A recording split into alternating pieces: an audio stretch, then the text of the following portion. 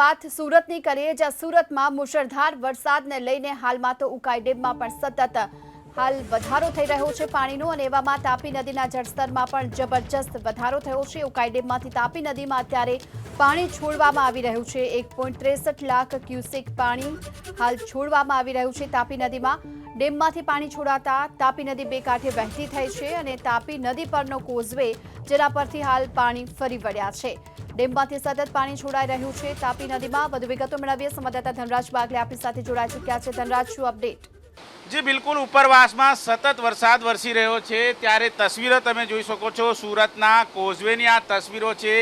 ફરી એક વખત કોઝવે છે અત્યારે ઉપર થઈને વહેતો નજરે આવી રહ્યો છે। જે પ્રમાણે ઉકાઈ ડેમમાંથી 1.68 લાખ ક્યુસેક પાણી છોડવામાં આવી રહ્યું છે, અને તાપી નદીના સુરત જિલ્લા સહિતના કેચમેન્ટ વિસ્તારની અંદર જે વરસાદ વરસી રહ્યો છે એ વરસાદ મળીને અત્યારે કોઝવેમાંથી તાપી નદી પર અત્યારે 1.98 લાખ ક્યુસેક પાણી અત્યારે છોડવામાં આવી રહ્યું છે।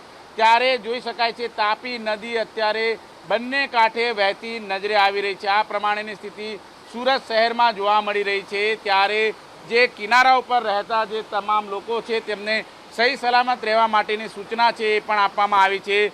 જે પ્રમાણે સુરત શહેર સહિત દક્ષિણ ગુજરાતમાં ભારેથી અતિ ભારે વરસાદ વરસવાની આગાહી કરવામાં આવી છે। ત્યારે સુરત જિલ્લામાં જે વરસાદ વરસી રહ્યો છે એ વરસાદી પાણીની આવક છે એ તાપી નદીમાં થઈ રહી છે। ઉપરાંત જે રીતે ઉકાઈ ડેમની અંદર 1.68 લાખ ક્યુસેક પાણીની આવક થઈ રહી છે એટલું પાણી સતત છોડવામાં આવી રહ્યું છે। ત્યારે બંને મળીને 1.98 લાખ ક્યુસેક પાણી અત્યારે હાલ કોઝવે પરથી પસાર થઈ રહ્યું છે।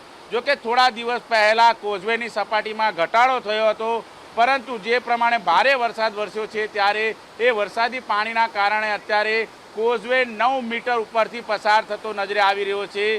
કોઝવેની ભયજનક સપાટી છે 6 મીટર। આભાર આપનો આ સમગ્ર માહિતી બદલ।